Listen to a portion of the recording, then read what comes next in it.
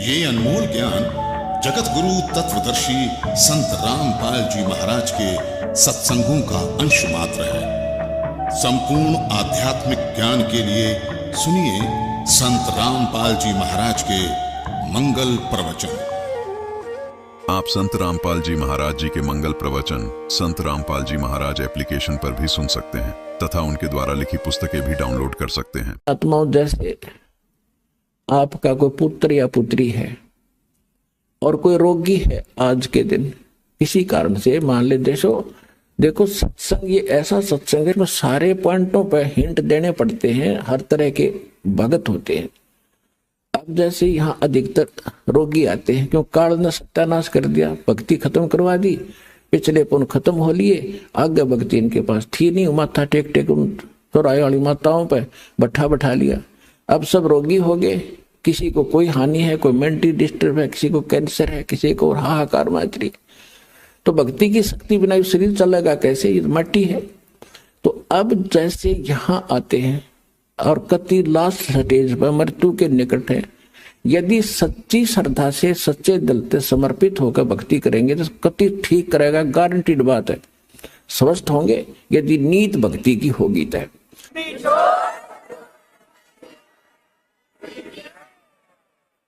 और दूसरी बात यह है कि कोई जैसे अब क्या करते हैं, कोई भक्त बता देता है कि वहां जाते ठीक हो जाते हैं, वो चल पड़ते हैं बेचारे, को सब जगह थक लिए, वो सोच लेते एक ट्राई और कर लेते हैं। तो ट्राई करने आने वाले को यहाँ राहत नहीं मिलेगी।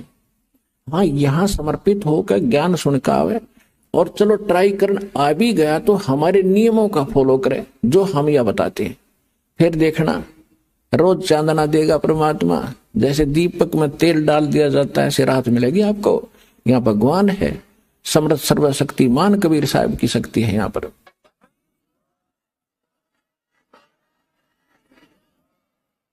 अब फिर भी किसी कारण से भी राहत ना मिल पाई, त्रुटि तो अपनी ही होगी, भगवान में तो है ही नहीं।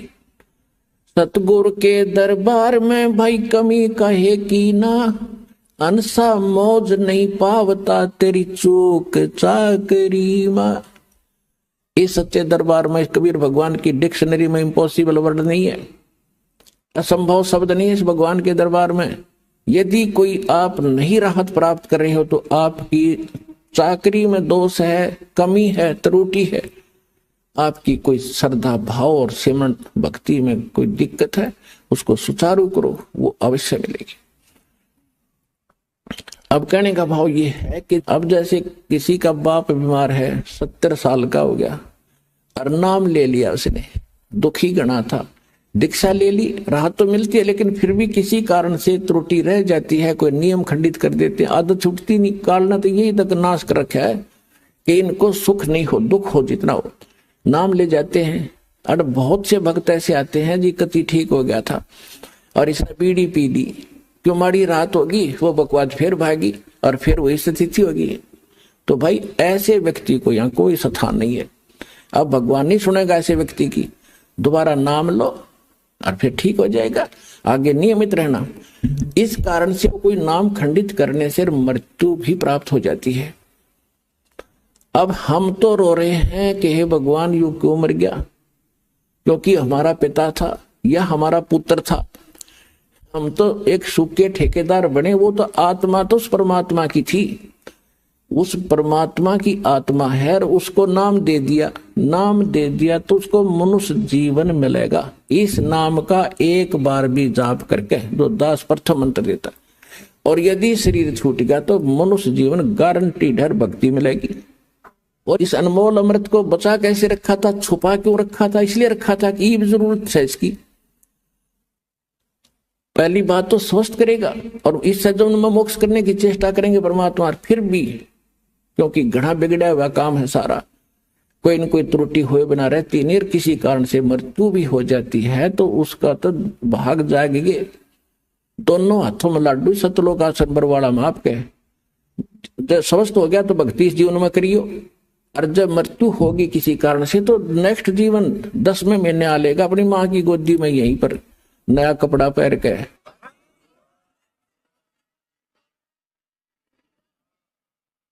ये तो असंख्यों शरीर जाली है हमारे, ये तो एक कपड़ा बदलना है। और पुण्यात्माओं, जब आपको ज्ञान होगा ना इस बात का, जैसे आपका धोती कुर्ता पजामा फट गया और आपके बक्स में, आपकी टैची में अरका चादर है नया, तो क्या करोगे? न फेंकोगे बाहर, अरका चा काट के तुरंत पहनोगे? तो ये जो शरीर है ये तो एक कपड़ा है। अगर ये खराब हो गया तो इस मंत्र से, मोक्ष से पहले भी अगर खराब हो जाता है तो नया तैयार रखे आपका टैची में, पैर के तुरंत आ लोगे यहीं पर और पार हो जाओगे। इसको ज्ञान समझना, ये कोई डूम बाट के गीत नहीं, कोई रागनी बनानिया की रागनी नहीं, ये कोई फिल्मी लोगों की बनाई हुई दंत कथा स्टोरी नहीं, ये परमात्मा का दिया अध्यात्म ज्ञान है और इसको 100% सत्य है और आप भी इसको सत्य मानना। तो जो प्रसंग चल रहा था हम उसी पर आते हैं। इस काल ने ठेका ले रखा है, ये हम इसके हो गए और हैं हम सभी आत्मा परमात्मा की। तो उसने ये प्रार्थना की थी कि मेरा पुत्र जाएगा विष्णु रामचंद्र रूप में, और वहां पुल की जरूरत पड़ेगी जब रावण सीता ने ठावेगा, आप दया करियो। परमात्मा बोले कोई बात ना, क्योंकि परमात्मा ने पता था को यू ना कहे तभी मैंने जाना पड़ा, क्योंकि बच्चा तो मेरा ही है। कहीं भी कोई दुख आत्मा है तो दाता रो तो वही रहा आपके लिए। कबीर साहब कहते हैं मैं रो तू सृष्टि को, और ये सृष्टि रोए मोहे। और गरीबदास इस वियोग को समझ नहीं सकता कोई, क्योंकि गरीबदास जी को भी परमात्मा सतलोक लेकर गए थे, फिर वापस छोड़ा था। तो उनको समझा रहे हैं कि मैं इनको रो रहा हूं गरीबदास, कि तुम मेरे बच्चे हो, मेरी भक्ति करो, तुम्हें यहां भी सुख दूंगा और सतलोक ले चलूंगा जहां तुम सदा सुखी रहोगे, मृत्यु नहीं होगी तुम्हारी। और ये मुझे खोद रहे हैं भगवान है संकट मोचन, संकट मोचन है। बता हनुमान जी ने संकट मोचन मान्या करते हम होते। ये भगत क्या था बोला, वो तो उसके पास तो कोई विभाग भी ना था, उसने पूजा करते ये ब्रह्मा विष्णु महेश, चलो एक ही विभाग के मंत्री तो हैं। तो हनुमान तो एक भगत था, और भगत की एक भगत भक्ति करे, उससे कुछ मांग गए, एक कलरक से और दूसरा कलरक को याचना करे कि मैंने तू मुझे तो वो बना दे प्रेसिडेंट। वो कैसे बना देगा? तो कहने का भाव ये है कि हम भक्ति गलत कर रहे थे, तो परमात्मा ने को मालूम था कि ये दुखी होंगे तो या तो दुख तो मुझे ही होगा। तो परमात्मा कहा करते कि मैं हूं वो संकट मोचन और सारा सुख देने वाला है, पर हम उसको मान नहीं पाए क्योंकि हमने उसके पहचान नहीं थी, चिन्ह नहीं थे हमारे पास, उसको पहचानने का कोई पैमाना नहीं था। अब दास ने पहले आपको पैमाना दिया कि जिन ग्रंथों को आप सच मानते हो उनमें भगवान की डेफिनेशन या बता रखिए। और ये किस पर खरी होती है? ये उस पर खरी होती है जो काशी में धानक रूप में रहा करता कबीर जुलाहा।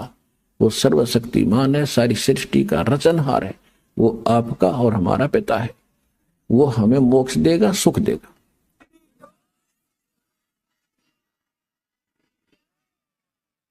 फिर क्या किया उसने? तीसरा प्रश्न ये किया कि परमात्मा द्वापर युग में मेरा पुत्र जाएगा वही, और उस समय कौन जाएगा? श्री कृष्ण यानी विष्णु जाएगा, और वहां एक मंदिर बनवाना चाहेगा अपना जगन्नाथ के नाम पे, और उस जगन्नाथ के मंदिर को समुद्र नहीं बनने देगा। क्यों नहीं बनने देगा? उसका आगे कारण बताएंगे। तो उसको आप बचाना। परमात्मा बोले तथास्तु, और बोल के मांगा। तब काल ने कहा था अब जब उसके सारे मांग पूरी होगी, और तब फिर बदल गया, आंखें खड़ा हो गया। अक्षमा भगवान ने कर दिया था कि ठीक है, तो अक्षमा कर दिया, वह शक्ति उस पर असर कर नहीं रही थी, वो खड़ा हो गया। खड़ा होकर न्यू कहता जाओ जोग जीत संसारा। न्यू बोला चौथे युग में ऐसा कर दूंगा इन प्राणियों को, ये भक्ति योग नहीं छोड़ूंगा। और ना जाने कितने इनके विभाग कर दूंगा, अलग अलग मजहब धर्म बना दूंगा, अपने दूत भेज के इनको गलत ज्ञान से रंगवा दूंगा। और एक और प्रार्थना की थी कि पहले मेरे अंश जावें, पहले मेरे दूत जा, मेरे प्रचारक जावें, और पीछे अपना बेसिक भेज दियो। अब वो सियाना बना था कि इनका पहले चला जा, सारी ये बात बता दे, मेरे वाले की कोई सुने हो नहीं। परमात्मा ने पता था कि ये इतने भले ना है, मेरे वाले की जल्दी से मान लेंगे तो कहा था ठीक है पहले तेरे चले जाएंगे, खूब या भी तेरे को छूट दे दी। फिर ने बोला जाओ जोग जीत संसारा, जीव न माने कहा तुम्हारा। क्या कहा कि अब मैं क्या करूंगा, अपने दूतों के माध्यम से अपने संत भेज के और सबको उल्टा पाठ पढ़वा दूंगा, गलत ज्ञान प्रचार करवाऊंगा, देवल मंदिर तीर्थ पत्थर पुजवान में इन्हें दृढ़ कर दूंगा। और ये जब तुम्हारा आएगा पीछे से कोई हंस, तो परमात्मा ने कहा था कि चौथा युग जब कलयुग आवे तब हम अपना अंश पठावें, तब मैं अपना एक अंश अपना दास भेजूंगा। तब काल ने कहा था कि बेशक भेज देना, उस समय तेरे उस दास की, तेरे भेजे हुए संदेश वाहक की कोई नहीं सुनेगा और मेरे वकील बनेंगे। इतना अज्ञान से ठोक दूंगा उनको कि मेरी ओर होकर के तेरे साथ वाद विवाद करेंगे वो, और एक नहीं मानेगा। और बेशक आज ही कलयुग कहा था कि जाओ जोग जीत संसारा, जीव न माने कहा तुम्हारा, जीव तुम्हारा कहा न माने, हमारी ओढ़ हो, हमारी ओढ़ होकर बाद बखाने, यानी वाद विवाद करेंगे तुम्हारे साथ। तो परमात्मा ने कहा था कि आप अपना काम करियो, अरे हम अपना करेंगे। परमात्मा को पता था। धर्मदास जी ने कहा कि दाता हे भगवान, आपने इतनी छूट क्यों दे दी उसको। लाला जी थे ये धर्मदास जी, माइंड घना यूज करा उसने। हे परमात्मा, अरे 3 युग क्यों दे दिया, इसे ये तो नाश कर दिया इसने मारा है, इसको कृपा पड़ेगी भगवान है। परमात्मा बोले भाई बात सुन, यदि तुम मान जाते मेरी बात, मैं तो सतयुग से पीछे पड़ रहा हूं तुम्हारे, सतयुग में भी आता हूं, ज्ञान सुनाता हूं, भक्ति थोड़ी बहुत प्रवेश करता हूं, तुम सुनते ही नहीं क्योंकि उस समय तुम सभी सुखी होते हो। और जैसे सतयुग त्रेता द्वापर में ये अच्छी आत्माओं के जन्म होते हैं, फिर धीरे धीरे उनकी पुण्य खत्म होते चले जाते हैं। अपन आत्मा जो अध्यात्म ज्ञान इतना है कि इसको समझाने में भी बहुत समय लगता है, समझने में तो बहुत टाइम लगेगा, क्योंकि आप तो पहली बार सुन रहे हो। जो पुराने भक्त हैं वो तो शीघ्र समझ जाते हैं, उनके लिए भी एक बहुत इंटरेस्टिंग और नया नया ज्ञान भी और भी होता है साथ में। तो इसमें जो बहुत से प्रकरण होते हैं कि जैसे अब ये तीसरा युग, अब ये है कलयुग की पिछली पीढ़ी, अब इस समय ये सब मंत्र सार्वजनिक कर दिए और सब पार होंगे जो नियम में रहेंगे। तो ये भगवान का वचन है, पूरा विश्व पार होगा। और लास्ट में जब भक्ति मतलब कुछ रह जाएंगे नहीं पार हुए, तो वो भी लाखों करोड़ों की संख्या, अरबों की संख्या होगी जो नाम ले लेंगे, मोक्ष नहीं कर पाओगे, क्योंकि उनमें ऐसा परिवर्तन हो जाता है, कुछ करनी में फर्क पड़ जाता है। तो उनको उनके पास ये भक्ति धन तो जो का तू होगा, लेकिन पार ना हुए तो ये काल पकड़ेगा, इन्हें ऊपर ले जाएगा, ब्रह्मलोक में रखेगा या पूंजी समेत वो वहां रखेगा। तो जब वहां समाप्त हो जाएंगे, उसके पुण्य खत्म होंगे, फिर पृथ्वी पर पटकेगा उनको सतयुग में। अब मेन पुण्य तो वहां खत्म कर दिए, फिर भी बहुत से पुण्य उनके होते हैं जो मनुष्य शरीर में ही मिलते हैं। एवरेज में एक रेशो है, उतनी रेशो के पुण्य वहां देने ही पड़ते हैं। तो सतयुग में यही प्राणी जो आज इस ज्ञान से भक्ति युक्त होकर के रह जाएंगे, भक्ति धन युक्त होकर रह जाएंगे, वो फिर महास्वर्ग में होंगे, वही फिर पुनर्जन्म होगा, सतयुग में शुरू होंगे। वे आप कोई आज के नहीं हो। कहते हैं जो जन मेरी शरण है ताका हूं मैं दास, और गेल गेल लाग्या फिरूं जब तक धरती आकाश। आपके पीछे भटक रहा भगवान, पर आपने काल की भांग पी रखी है यहाँ की, और यह छूटती नहीं। कबीर ये माया अटपटी, सब गट आण अड़ी, किस किस न समझाऊं, या को है भांग पड़ी। परमात्मा आपके लिए भटक रहे हैं। अब क्या कहते हैं कि सतयुग में इनका जन्म होता है, और ये भक्ति सब ये काल की करते हैं, ये ज्ञान यहाँ दे ही रखा है, तो सभी भक्ति भी करते हैं और सुख भी हो रहे, क्योंकि सुख तो हो रहे थे उनके प्रारब्ध के पुण्यों के कारण, और वो मान बैठे थे कि हम जो भक्ति कर रहे हैं इससे ये चमत्कार हो रहे हैं। फिर वही आत्मा त्रेता में आ गई। त्रेता में फिर उनके और उनसे सतयुग से कम पुण्य कर्म रह जाते हैं, फिर द्वापर में, और त्रेता इस कलयुग में तक कति कंडेम हो लिया। आपके पुण्य रहे नहीं, अब भक्ति वही आप कर रहे हो, आज भी कर रहे हो। अब क्यों ना लाभ होता उनसे, जो 3 युगों से करते आ रहे, वो ठाट होते दिखाई देते उनके, क्योंकि वो आपके प्रारब्ध के पुण्य ही फल रहे थे। इस भक्ति से आपको कोई लाभ नहीं हो रहा था।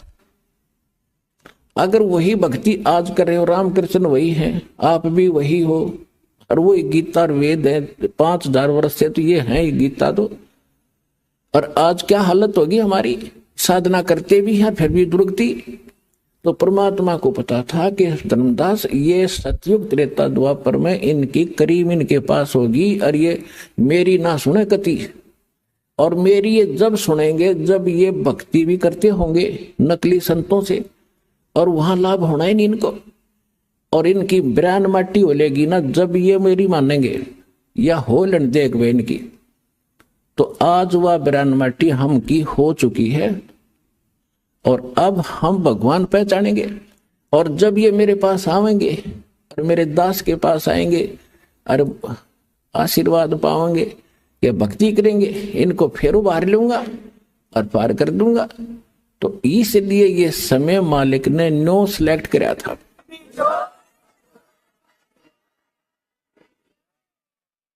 अब धर्मदास जी को मालिक ने सारी कहानी बता दी मिनटों में, और फिर कहा था धर्मदास मेरी लाख दुहाई,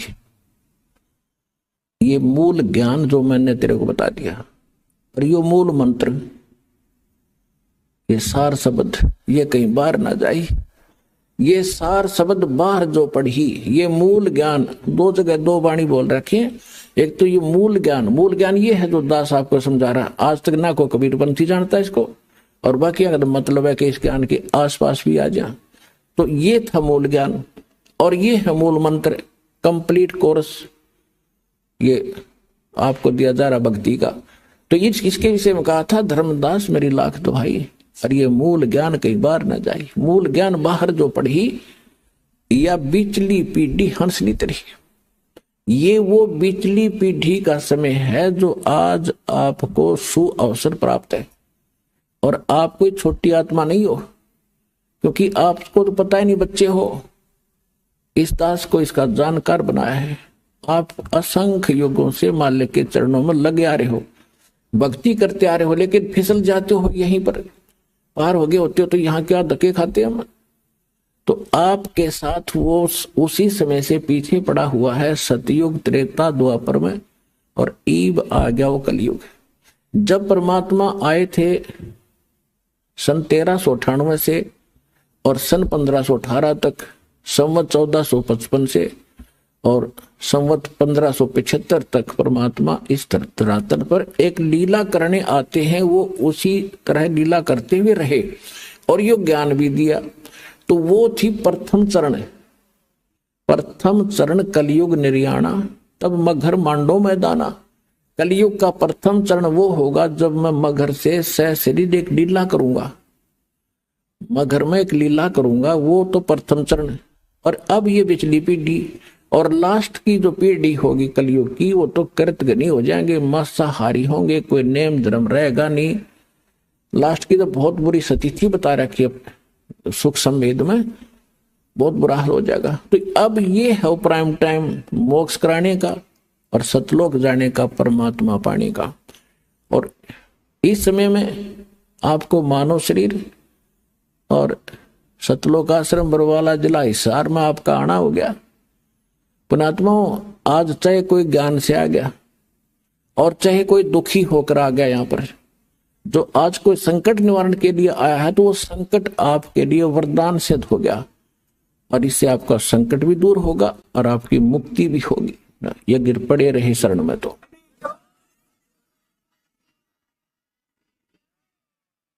तो ये इसलिए ये रोका था कि धर्मदास मेरी लाख दुहाई, ये मूल ज्ञान की तबार न जाई, मूल ज्ञान बाहर जो पढ़ी, ये बिचली पीडी हंस न तेरी। ऐसे ही परमात्मा मिले थे आदरणीय मुल्कदास जी को, आदरणीय दादू साहब जी को, आदरणीय नानक साहिब जी को, आदरणीय गरीबदास गांव छुरानी जिला जज्जर हरियाणा वाले को, आदरणीय गीसा दास साहिब जी गांव खेखड़ा जिला बागपत और उत्तर प्रदेश वाले को, आदरणीय स्वामी रामानंद जी काशी वाले को, और इन सब को प्रतिज्ञा कसम दिवा दी थी कि भाई अभी इस नाम को और इस ज्ञान को लिख दो चौपाई। अब चौपाइयों में क्यों लिखा? चौपाई वैसे भी बता सकते थे, वो तो सारे हिंदी अपनी भाषा तो बोल रहे थे सारे, जानबूझ कर दाता ने इनको गुप्त भाषा में रख दिया, कोड वर्डों में रखा। दास को अबू दीदी के इन रहस्यों को खोलो और आपके रूबरू कर दिया। तो इनसे सबसे कह दिया था कि अभी इसको सार्वजनिक ना करो, और तुम उनको सतलोक लेकर गए जहां परमात्मा स्वयं रहते हैं, जहां हम रहा करते थे, जहां जाने के बाद फिर कभी लौटकर संसार में नहीं आते। गीता अध्याय नंबर 15 के श्लोक नंबर 1 से लेकर 4 में गीता ज्ञानदाता कहता है कि अर्जुन, उस परमेश्वर की जानकारी मेरे पास बिल्कुल नहीं है, मैं कंप्लीट नहीं बता सकता। और तत्वदर्शी संत की पहचान बताई है कि ऊपर को जड़ और नीचे को तीनों गुण रूपी शाखा वाले संसार रूपी वृक्ष के सभी भागों को जो बता देगा वो तत्वदर्शी संत होगा। ये पहचान प्रथम पहचान है उसकी कि वो तत्वदर्शी संत होगा जो संसार रूपी उल्टे लटके हुए वृक्ष के सभी विभाग बता देगा।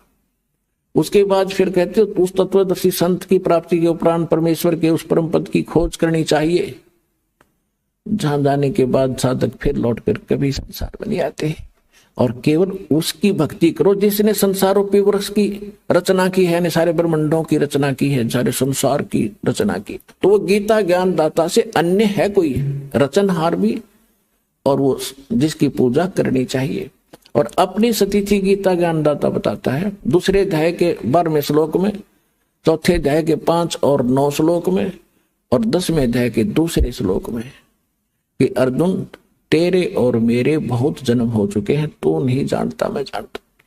तो जिसकी जो आपस जन्म मृत्यु में है उसकी पूछ के पुजारी भी वही सतिथि होगी। गीता अध्याय नंबर 15 के श्लोक नंबर 16 और 17 में 2 पुरुष बताए, जहां से स्टार्ट किया था सत्संग अब वही फिनिश कर रहे हैं, अंत कर रहे हैं। 16 और 17 में 2 पुरुष बताए थे, सरपुरुष और अक्षर पुरुष। सरपुरुष ये आप है, अक्षर पुरुष एक सात्संग ब्रह्मांड का स्वामी है, और सरपुरुष गीता ज्ञानदाता। इसमें लिखा कि इन दोनों पुरुषों के अंतर्गत ये भी नाशवान, इनके अंतर्गत जितने प्राणी हैं वो भी नाशवान। जीवात्मा तक कुत्ते के देखे बिना मृत्यु वो अलग विषय है। इसलिए बता 15वें अध्याय के 17वें श्लोक में कि वो परमात्मा तो कोई और है इनसे हटकर, और वही सबका पालक है। वही वास्तव में परमात्मा कहा जाता है जो सदा सुखी करे, दुख नहीं देता। तो गीता अध्याय नंबर 18 के श्लोक नंबर 62 में भी स्पष्ट किया है कि अर्जुन तू सर्वभाव से उस परमेश्वर की शरण में जा, उसकी कृपा से तू परम शांति को और सनातन परम धाम को प्राप्त होगा। तो यहां वो सतिथि है बताई है कि गीता अध्याय नंबर 15 के श्लोक नंबर 4 में कि उस परमेश्वर की भक्ति कर तत्वदर्शी संत की प्राप्ति के उपरांत परमेश्वर के उस परम पद की खोज करनी चाहिए, जहां जाने के बाद साधक फिर लौटकर संसार में कभी नहीं आते। तो वो स्थान प्राप्ति के लिए तो वहां इन सभी महापुरुषों को लेकर गए, इन जिनके शुभ नाम दास आप अभी बता रहा था, इन महापुरुषों को सबको ले गए और वहां ले जाकर फिर वापस छोड़ा। फिर इन्होंने जाकर पता किया कि ये बैठा भगवान काशी में धारणक आदरणीय नानक साहिब जी समकालीन थे परमेश्वर कबीर जी के, और उनको सचखंड लेकर गए बेई नदी से और उनको बताया कि ये है आपका स्थान ठीक ठिकाना। और फिर उन्होंने सभी बात जाते हुए कहते भगवान हमें यहीं रख लो। तो परमेश्वर ने कहा कि नहीं, वापस जाओ, मेरे गवाह बनो और भक्ति करके वापस आ सकते हो, जोर जबरदस्ती नहीं कर सकता, मेरा वचन है। तो जब वापस आए तो फिर उन परमात्मा ने बताया नानक साहब जी को कि मैं काशी में एक दुल्हा बन के रहता हूं, वहां दुल्हे का काम करता हूं, वहां जाना, सतनाम दूंगा। तो नानक साहब जी तीसरे दिन जब होश में आए, सतलोक से वापस आए, नौकरी त्याग, प्रथम यात्रा, प्रथम उदासी बनारस की काशी की, और वहां जा देखा खड्डी में बैठा कपड़े बुनता हुआ वही परमात्मा सृजनहार सतलोक का मालिक। तब नानक साहब जी ने कहा था, फाई सूरत मुल्क की वेश, ए ठगवाड़ा ठगी देश, खरा सियाणा बोता बार, लोगों धानक रूप रहा करता। आंखों में पानी भर गया और बुरी तरह कहने लगे, देखो रहियो बैठा भगवान, ये ठगवाड़ा, ये अपने आप को छुपाए बैठा है, ये किसी के सामने नहीं आता।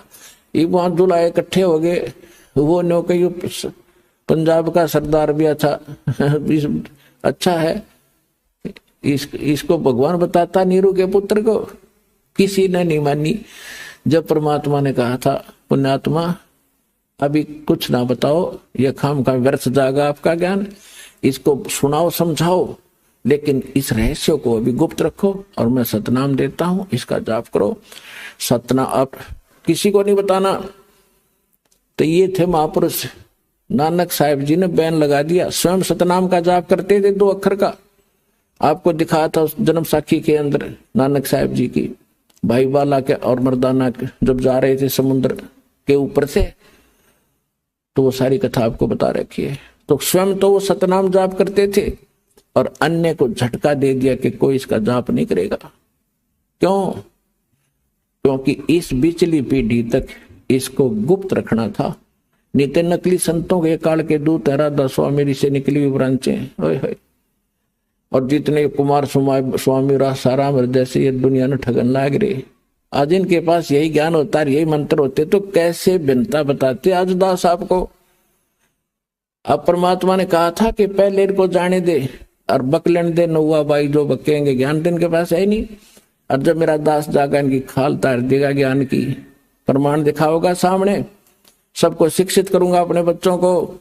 इंस्ट्रूमेंट उस मालिक के दिए हुए जो आज आपके रूबरू सदग्रंथ हो रहे हो, आप भगवान को पहचान रहे हो। धन्य आपके माता पिता जिससे जन्म हुआ।